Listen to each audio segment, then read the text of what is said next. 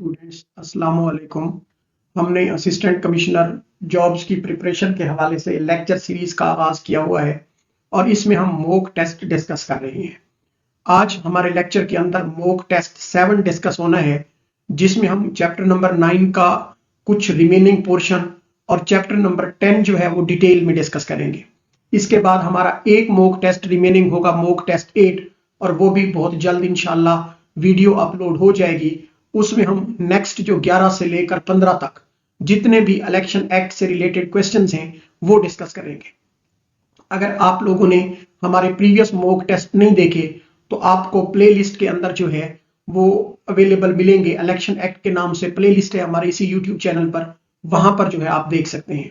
अगर आपको हमारे ये नोट्स पीडीएफ फॉर्म में चाहिए तो इसके लिए आपको स्क्रीन पर व्हाट्सएप नंबर दिखाई दे रहा है, इस नंबर पर राब्ता करके आप इसके पीडीएफ जो है वो भी हासिल कर सकते हैं। तो आइए स्टूडेंट्स आगाज करते हैं। The security for cost deposit with the petition shall be fortified in favour of the government if no application for its refund is made within as per section 166 part 4। Basically इसमें हमें यह बताया गया है कि section 166 part 4 के मुताबिक अगर सिक्योरिटी की वापसी के लिए दरखास्त ना दी जाए तो सिक्योरिटी किसके हक में जब्त कर ली जाएगी और कब तक, तो याद रखेंगे 90 days after the final decision जो है, अगर सिक्योरिटी की दरखास्त ना दी जाए तो सिक्योरिटी जो है वो जब्त कर ली जाएगी। इसका जो करेक्ट आंसर आएगा वो हमारे पास चार्ली आएगा, याद रखेंगे स्टूडेंट्स। बेसिकली इलेक्शन एक्ट हमें वाज़े तौर पर वक्त की हद मुकर्रर करता है, हमें बताता है कि फ्रीक्वेंट सिक्योरिटी की वापसी के लिए कितने दिन के अंदर दरखास्त दे सकते हैं। अगर 90 दिन में दरखास्त ना दी जाए तो रकम हुकूमत के हक में क्या कर ली जाएगी, जब्त कर ली जाएगी, याद रखेंगे। वेरी इंपॉर्टेंट एमसीक्यू है। द ट्रिब्यूनल में for reasons to be recorded refuses to issue an order for the production और inspection of the ballot papers if it is not likely to have impact on the results under. Basically section जो 101 है, तो इसका correct answer हमारे पास क्या आएगा, section 101। जो section 101 है ये बेसिकली हमें बताता है कि ट्रिब्यूनल जो है कब बैलेट पेपर्स की जो पैदावार है या बैलेट पेपर्स का जो मुआयना है इसको करने का हुक्म जो है जारी करने से इनकार कर सकता है। तो याद रखेंगे स्टूडेंट्स, सेक्शन 101 पार्ट 2 के मुताबिक ट्रिब्यूनल को अख्तियार दिया जाता है कि वो गैर जरूरी या गैर मामूली दरखास्तों पर वक्त ज़ाय ना करे।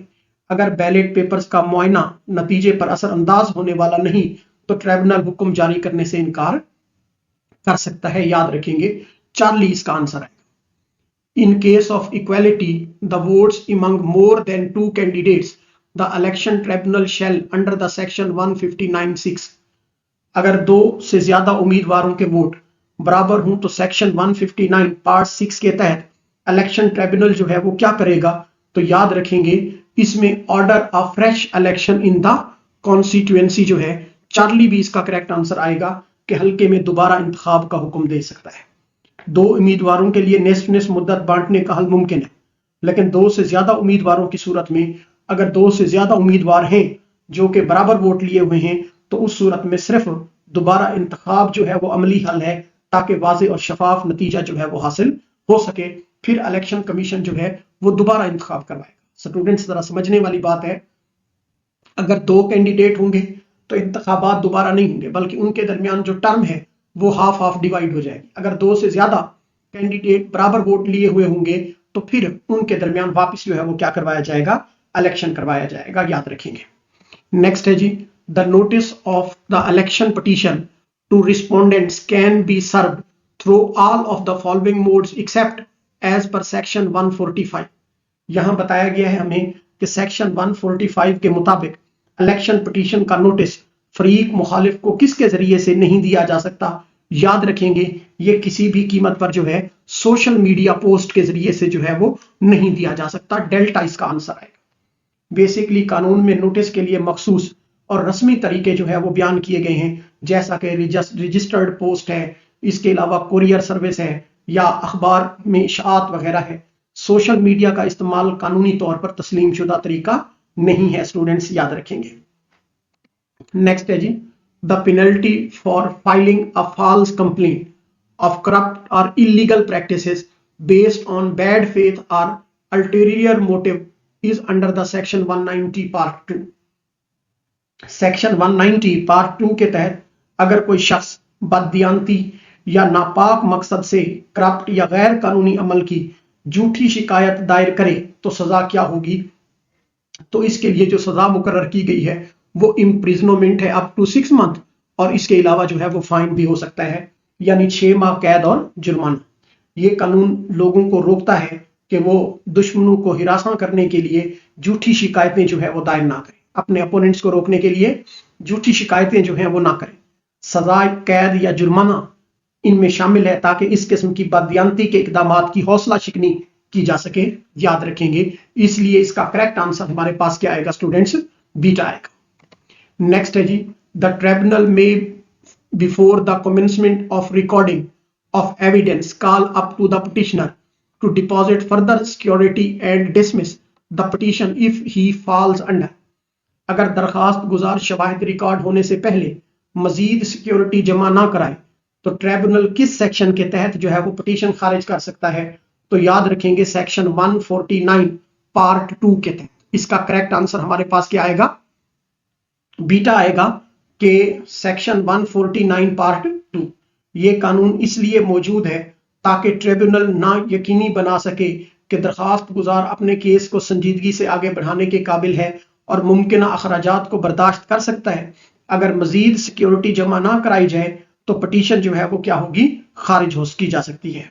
नेक्स्ट है जी, the grounds for declaring an election as a whole void under the section 158 including that result has been materially affected by। Basically जो सेक्शन 158 के तहत किसी इंतखाब को मुकम्मल तौर पर कालअदम करार देने की बुनियादें जो हैं वो क्या हैं, तो याद रखेंगे बेटा, the failure to comply with the act और rule, convenience with the return candidate, ये भी है, prevalence of the extensive corrupt और इलीगल प्रैक्टिसेस, ये दोनों हैं। इसलिए इसका आंसर हमारे पास क्या आएगा, इसका करेक्ट आंसर हमारे पास 4 लिया है, यानी कि दोनों कवानीन या कवायद की खिलाफ वर्जी जो कामयाब उम्मीदवार की साजिश में हुई और वसी पैमाने पर करप्ट या गैर कानूनी अमल जो है ये दोनों शामिल है। बेसिकली पूरे इंतखाब को कालादम करने के लिए बेज़ब्तगियां वसी और नतीजे पर असरअंदाज होने वाली होनी चाहिए। सिर्फ मामूली गलती या महदूद बेज़ब्तगियों की भी बायस इंतखाबात को जो है वो कालादम नहीं करार दिया जा सकता। इसके बाद if failure to comply with act is due to negligence of the election officials and not inconvenience with the returned candidate the tribunal shall under the act section 158 part 2। अगर कानून की खिलाफ वर्जी इंतखाबात के अमल की गफलत की वजह से हुई और कामयाब उम्मीदवार के साथ साजिश में ना हो तो सेक्शन 158 पार्ट 2 के तहत ट्रिब्यूनल क्या करेगा, याद रखेंगे, direct the commission to initiate criminal and disciplinary proceedings against the officials. Beta इसका आंसर आएगा स्टूडेंट, अगर कानून की खिलाफ वर्जी इंतखाबात के अमल की गफलत की वजह से हुई तो ट्रिब्यूनल जो है कमीशन को हिदायत देगा कि वो मुतलका अहलकारों के खिलाफ फौजदारी या इसके अलावा जो है डिसिप्लिनरी प्रोसीडिंग्स जो हैं वो क्या करें, शुरू करें। बेसिकली 2023 में ये शिक शामिल की गई और ये यकीनी बनाया गया कि जो गफलत करने वाले अहलकार जिम्मेदार ठहराए जाएंगे बगैर ये कि इंतखाब खुद ब खुद कालादम करार दिया जाए। इससे इंतखाबी अमल की सालमियत और शफाफियत जो है वो बरकरार रहती है। यानी जो जुर्म करेगा बेसिकली सजा उसको मिलेगी, ना कि पूरे का पूरा एक्ट जो है वो उससे क्या होगा, मुतासिर होगा। The tribunal shall presume unless contrary is proved that voters have not deliberately thrown away their votes as per the explanation। Section 157 की वजाहत के मुताबिक ट्रिब्यूनल किस बात को फर्ज करेगा जब तक इसके बरक्स सबूत ना मिले, तो याद रखेंगे कि ये बेसिकली जो है उस सेक्शन 157 के मुताबिक वोटर ने जानबूझकर अपने वोट जाए नहीं किए। बीटा इसका जो है वो करेक्ट आंसर आएगा, यानी कि ये कानून इलेक्शन के वोटर्स के हक और फैसले का तहफ़्फ़ुज़ करता है। अगर कोई दावा करता है कि वोटर ने जानबूझकर वोट ज़ाय किए तो इस पर सबूत पेश करने का बोझ होगा, वरना ट्रिब्यूनल ये फर्ज करेगा कि वोटर ने जिम्मेदारी के साथ जो है वो वोट डाले हैं। नेक्स्ट है जी, the decision of the election tribunal is communicated to the commission which is then required to publish it in the under section 160 part 1। Section 160 part 1 के तहत इलेक्शन ट्रिब्यूनल का फैसला कमीशन को मुंतकिल करने के बाद कहां शाया किया जाएगा? तो याद रखेंगे हर फैसला जो है वो ऑफिशियल गजेट के अंदर शाया किया जाता है, इसलिए इसका करेक्ट आंसर हमारे पास क्या आएगा? बीटा आएगा। ऑफिशियल गजेट में शाया करना सरकारी और बाज़ाब्ता तरीका है जिसके जरिए से अवाम और मुतलका हुकाम के ट्रिब्यूनल के फैसले से मुतला किया जाता है, और ये शफाफियत और कानूनी नोटिस को जो है वो क्या बनाता है स्टूडेंट्स? यकीनी बनाता है, याद रखेंगे। अब हमारा नेक्स्ट चैप्टर स्टार्ट हो गया है, चैप्टर नंबर 10, जो ऑफेंस, पेनल्टी और प्रोसीजर से मुतालिक है। According to section 167 a person is guilty of corrupt practices if they call upon any person to vote और refrain from voting on the ground of.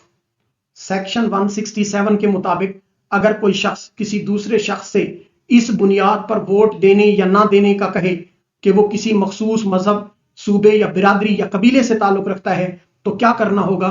That person belong to particular region, province और community जो है इसका answer आएगा Charlie. तो इसके लिए जो है फिर बाकायदा तरीके से जो है वो क्या होगा? सेक्शन 165(7) पार्ट बी वाज़े तौर पर मना करता है कि वोट हासिल करने के लिए मजहब, फिरका, जबान, नस्ल या इलाकाई शनाख्त को जो है वो बुनियाद ना बनाया जाए। आम तौर पर जो है ऐसा करना करप्ट प्रैक्टिस के जुमरे में आता है।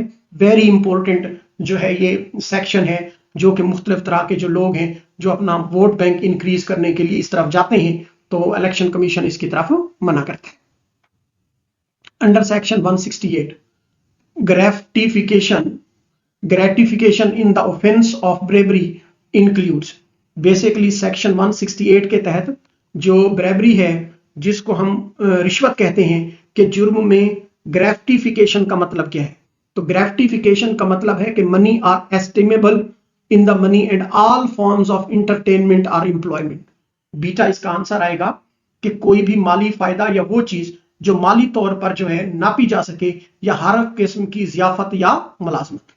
कानून में ग्रेटिफिकेशन की तारीफ बहुत वसी है, जिसमें नकद रकम है, तहाइफ के अलावा खाने की जियाफत है, नौकरी का वादा है, या कोई भी फायदा शामिल है जो वोटर के फैसले को मुतासिर कर सकता है। नेक्स्ट है जी, the offence of personation under the section 169 is committed when person.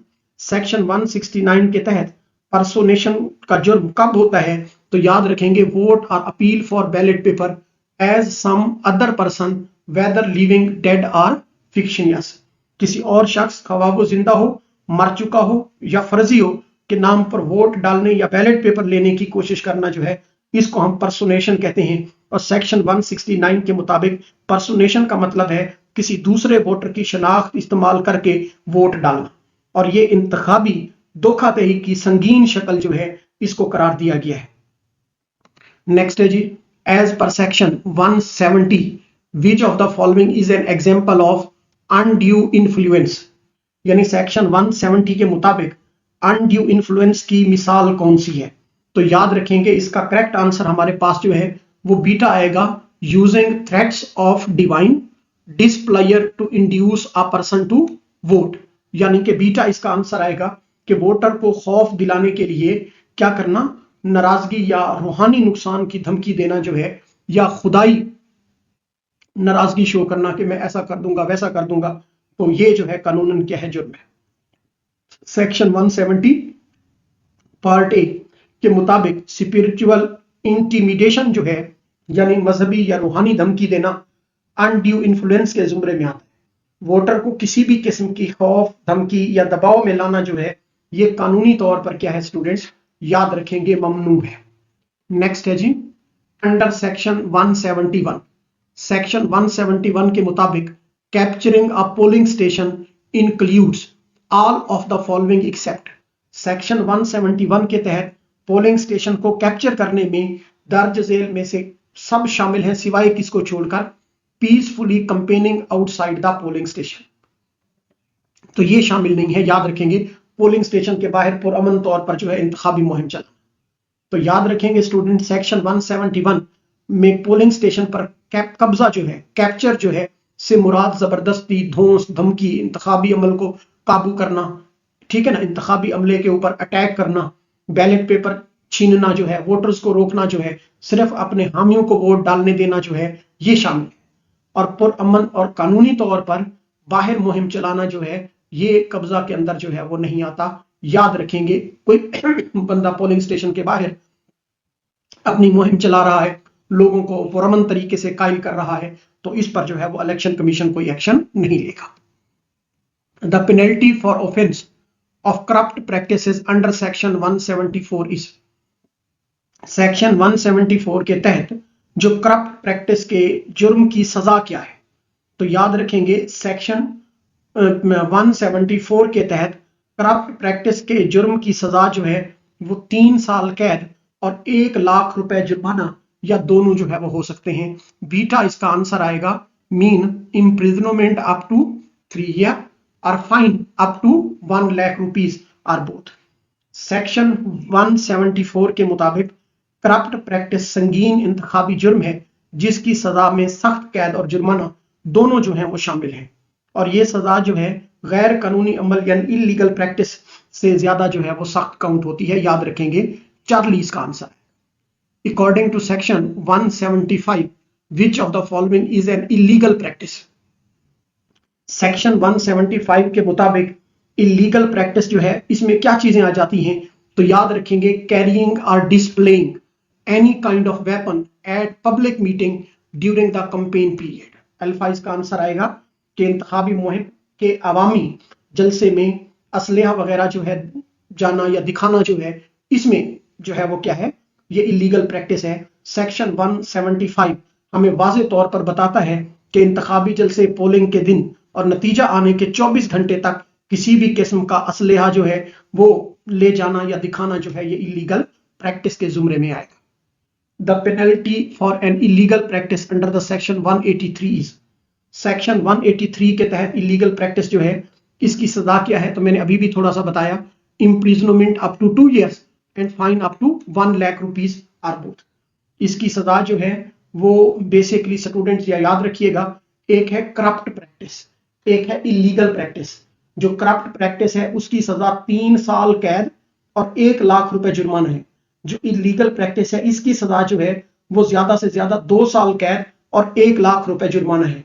Mean section 183 हमें इलीगल प्रैक्टिस के बारे में बताता है और सेक्शन 174 जो है ये करप्ट प्रैक्टिस के बारे में बताता है। तो सेक्शन 183 में वाज़ेह लिखा गया है कि इलीगल प्रैक्टिस पर जुर्म को 2 साल तक कैद या जुर्माना या फिर दोनों सजाएं जो है वो दी जा सकती हैं। याद रखेंगे। नेक्स्ट है जी, an election official who is guilty of tampering with the papers under section 172 shall be punishable with imprisonment up to 6 months or a fine in addition to, यानी सेक्शन 172 के तहत इंतखाबी रिकॉर्ड में छेड़छाड़ करने वाला जो इंतखाबी अफसर है वो 6 माह तक कैद या जुर्माने के अलावा किस सजा का जो है वो मुस्तहक हो सकता है? तो याद रखेंगे, penalty imposed as a result of disciplinary action by the commission. तो बीटा इसका आंसर आएगा कि कमीशन की जानिब से जो डिसिप्लिनरी एक्शन के नतीजे में आयद करता सजा है तो इसका ये मुस्तहक हो सकता है। सेक्शन 172 पार्ट 2 के मुताबिक मुजरिमाना सजा के साथ साथ इलेक्शन कमीशन सेक्शन 55 के तहत अलहदा महकमाना कार्रवाई जो है वो कर सकता है। तो इसका जो करेक्ट आंसर आएगा वो हमारे पास बीटा आएगा। नेक्स्ट है जी, under section 176 disorderly conduct near a polling station include.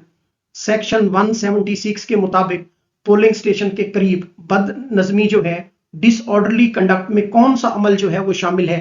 तो याद रखेंगे, using a loud speaker audible with in the polling station जो है, अल्फा इसका आंसर आएगा। यानी कि पोलिंग स्टेशन के अंदर सुनाई देने वाला लाउड स्पीकर जो है वो इस्तेमाल करना जो है ये इसमें आता है। ऐसा अमल जो पोलिंग के पुरअमन और मुनज़्ज़म इनकाद में खलल डाले उसके लिए कानून ने क्या की है, सख्त जो है वो मना किया है, और वो सख्ती से क्या है स्टूडेंट्स, ममनू है। याद रखेंगे। नेक्स्ट है जी, canvassing within a radius of how many meters of the polling station on the polling day is offense under the section 177। यानी सेक्शन 177 के मुताबिक पोलिंग के दौरान दिन पोलिंग स्टेशन के कितना मीटर के अंदर इंतखाबी मुहिम करना जो है वो जुर्म है। तो याद रखेंगे, very very very important MCQ है। चार्ली इसका आंसर आएगा 400 मीटर के दायरे में। कानून के मुताबिक पोलिंग स्टेशन के इर्द गिर्द 400 मीटर के इलाके में ममनुआ जूम होता है ताकि वोटर पर आखिरी लम्हात में असर अंदाज होने से रोका जा सके और पोलिंग का अमल पुरसकून रहे। स्टूडेंट्स, ये बड़े इंपॉर्टेंट एमसीक्यूज हैं और बड़ी मेहनत से एक्सट्रैक्ट किए गए हैं। अगर आपने फोकस करके इन एमसीक्यूज को सुन लिया और इनकी एक्सप्लेनेशन समझ ली तो मैं आपको यकीन दिलाता हूं कि इलेक्शन एक्ट से रिलेटेड कोई भी आपका एमसीक्यू जो है वो गलत नहीं होगा। अगर आपको हमारी ये वीडियो अच्छी लगे तो इसको लाइक करना ना भूलें, क्योंकि आपके लाइक हमारी मोटिवेशन है। नेक्स्ट है, according to the section 181, no government functionary or elected representative shall announce any developmental scheme। Section 181 के मुताबिक कोई सरकारी मुलाजिम या मुंतखब नुमाइंदा तरक्याती स्कीम का ऐलान कब नहीं कर सकता? तो याद रखेंगे, after the announcement of election programme for that constituency. यानी कि याद रखेंगे कि हल्के के लिए इलेक्शन प्रोग्राम के ऐलान के बाद, जब इलेक्शन प्रोग्राम जारी हो जाए तो तरक्याती ऐलानात रियासती वसाइल के सियासी इस्तेमालात के मुतरादिफ जो है वो समझे जाते हैं। इसके लिए कानून इन्हें सख्ती से जो है वो क्या करार देता है? ममनू करार देता है। बीटा इसका आंसर है। A person in the service of Pakistan is guilty of violation of official duty under the section 187 if they. Section 187 के मुताबिक पाकिस्तान की सरकारी खिदमत में मौजूद शख्स उस वक्त तक सरकारी ड्यूटी की खिलाफ वर्जी का मुर्तकिब होता है जब तक वो, याद रखेंगे, misuse their official positions to influence the results of the election. जब वो अपनी सरकारी हैसियत का गलत इस्तेमाल करे इंतखाबी नतीजे पर असर अंदाज होने के लिए। याद रखेंगे, मीन सरकारी मुलाजिम का बुनियादी फरीजा गैर जानिबदार रहना है। अगर वो अपने ओहदे या अख्तियारात को इंतखाबी अमल या नताइज पर असर डालने के लिए इस्तेमाल करेगा तो ये वाज़े तौर पर क्या होगी? कानून की खिलाफ वर्जी होगी। इसलिए इसका जो करेक्ट आंसर आएगा वो हमारे पास बीटा आएगा। नेक्स्ट है student, under the section 190 who is competent to try offence under chapter. तो याद रखेंगे, सेक्शन 190 के मुताबिक इस चैप्टर के तहत जो है वो जराइम की समाअत कौन करता है? तो याद रखेंगे, सेक्शन 190 के मुताबिक जो जराइम की समाअत है वो सेशन जज करता है। बीटा इसका आंसर आएगा। क्योंकि इंतखाबी जराइम संगीन नोयत के होते हैं, इसलिए इन्हें आम मजिस्ट्रेट की बजाय सेशन जज के जरिए ट्रायल किया जाता है ताकि मामले की संगीनी और कानूनी तकाजों के मुताबिक जो है वो कार्रवाई हो सके। तो इसका करेक्ट आंसर हमारे पास बीटा आएगा। As per section 190A which of the following offences are cognizable. बहुत अहम है। सेक्शन 190A के तहत कौन से जराइम जो हैं वो काबिल गिरफ्त हैं? तो याद रखिएगा, सेक्शन 174, 176, 177 एंड 179 जो है, मीन अल्फा इसका आंसर आएगा। ये जराइम जो हैं, यानी चंद मखसूस जो इंतखाबी जराइम ऐसे हैं जिन पर पुलिस बगैर वारंट गिरफ्तारी जो है वो कर सकती है, इसलिए इन्हें जो है वो नाकाबिल जमानत जो है वो जुर्म करार दिया गया है। सेक्शन 174 का, 176 का, 177 का और 179 का बड़ा ही इंपॉर्टेंट एमसीक्यू है। नेक्स्ट है student, no court shall take cognizance of an offense punishable under section 188 violation of the official duty except upon complaint in writing made by order or under the authority of under section 191। Section 191 के मुताबिक section 188 सरकारी duty के खिलाफ वर्जी जो है के तहत जुर्म का मुकदमा अदालत उस वक्त सुन सकती है जब तहरीरी शिकायत किसकी इजाजत से की गई हो। याद रखेंगे, चार्ली इसका आंसर आएगा, इलेक्शन कमीशन की इजाजत से। बेसिकली सरकारी अफसरान की इंतखाबी जिम्मेदारियों से मुताल्लिक जराइम में कार्रवाई का अख्तियार सिर्फ इलेक्शन कमीशन को हासिल है। अदालत उसी की शिकायत पर जो है वो कार्रवाई कर सकती है, याद रखेंगे। नेक्स्ट है जी, अ पुलिस ऑफिसर में arrest without warrant any person who commit personation if directed to do by the under section 194। Section 194 के तहत पुलिस अफसर बगैर वारंट किसकी हिदायत पर पर्सोनेशन करने वाले को गिरफ्तार कर सकता है? तो याद रखेंगे प्रिजाइडिंग ऑफिसर जो है चार्ली इसका करेक्ट आंसर है। प्रिजाइडिंग ऑफिसर जो पोलिंग स्टेशन का इंचार्ज होता है उसको अख्तियार हासिल है कि वो मौके पर किसी पर्सोनेटर जो है की गिरफ्तारी का हुक्म, याद रखेंगे स्टूडेंट्स, दे सकता है।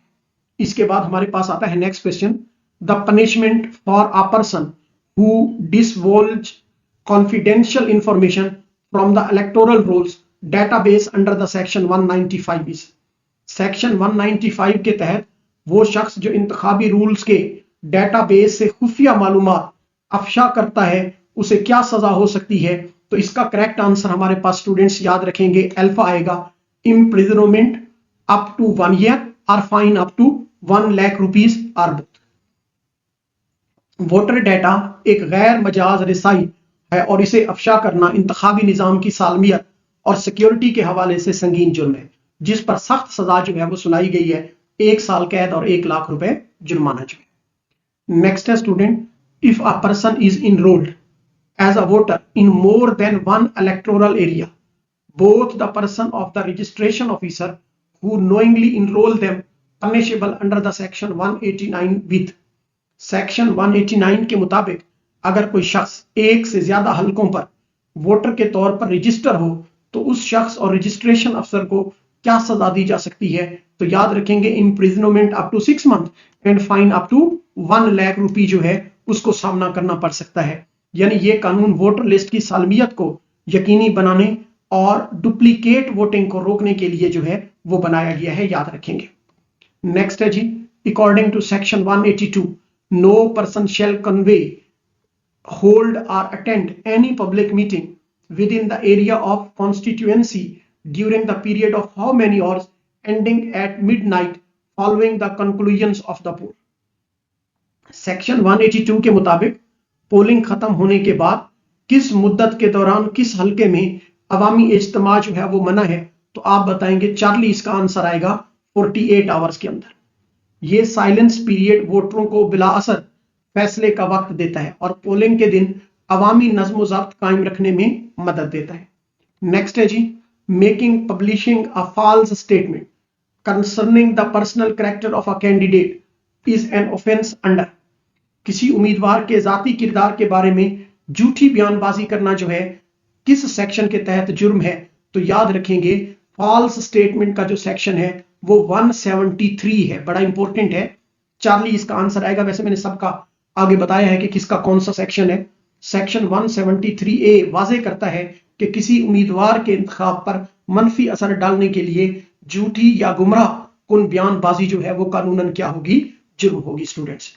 वो इंतखाबी अफसर, नेक्स्ट क्वेश्चन की तरफ आते हैं, N election official who willfully or negligently fails the discharge any duty entrusted to him under his act is guilty of the offense under।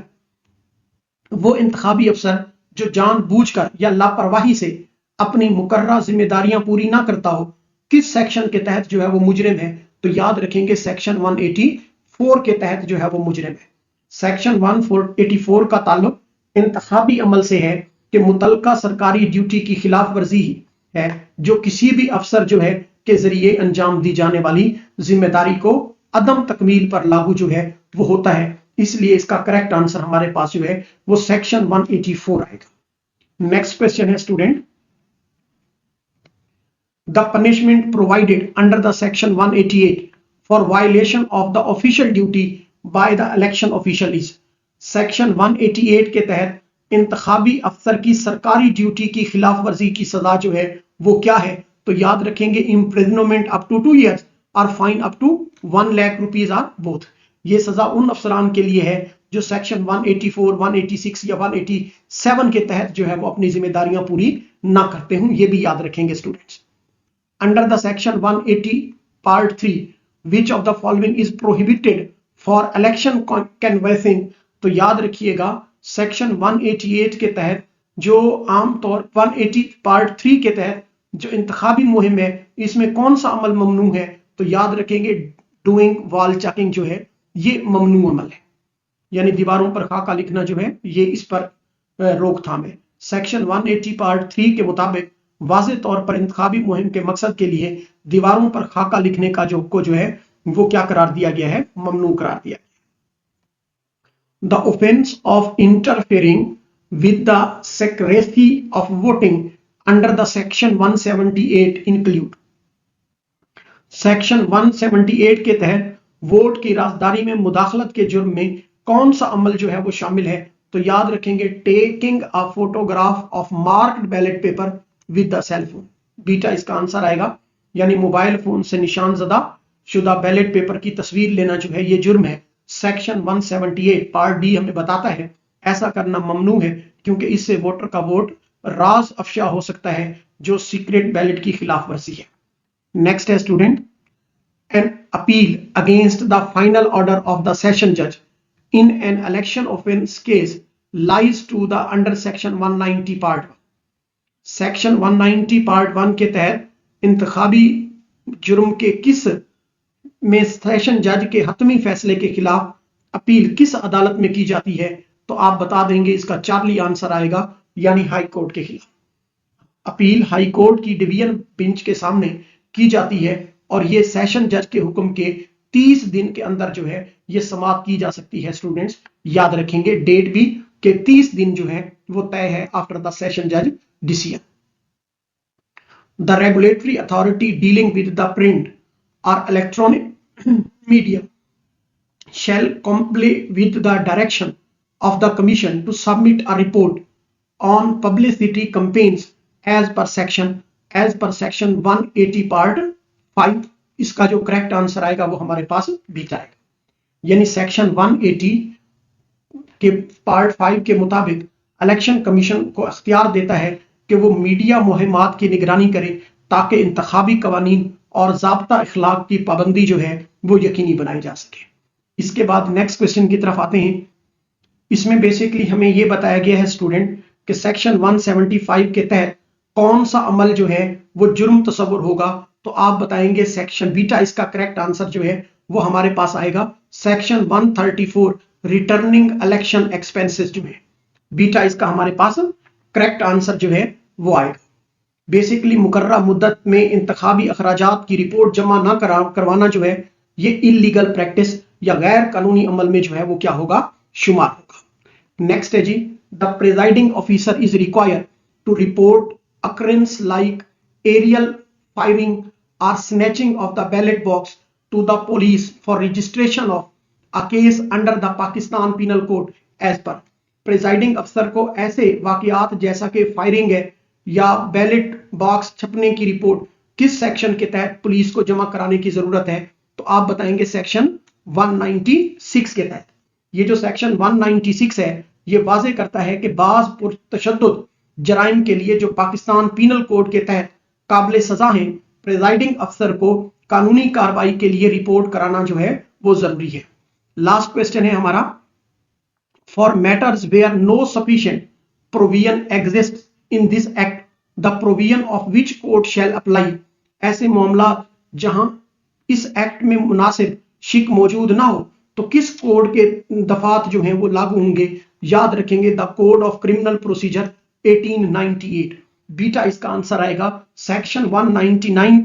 एक बाकी मानदा शिक जो है रेजिड्यूरी क्लास है जो कहता है कि इस चैप्टर के तहत जराइम की रिपोर्टिंग, तफ्तीश और मुकदमात की समाअत के लिए CRPC की दफात जो हैं वो लागू होंगी। स्टूडेंट्स ये था हमारा आज का लेक्चर, उम्मीद करता हूं आपको बहुत पसंद आया होगा। तो इसके बाद मिलते हैं आखिरी मॉक टेस्ट 8 के अंदर। वीडियो देखने के लिए बहुत शुक्रिया। Thank you so much. Allah Hafiz.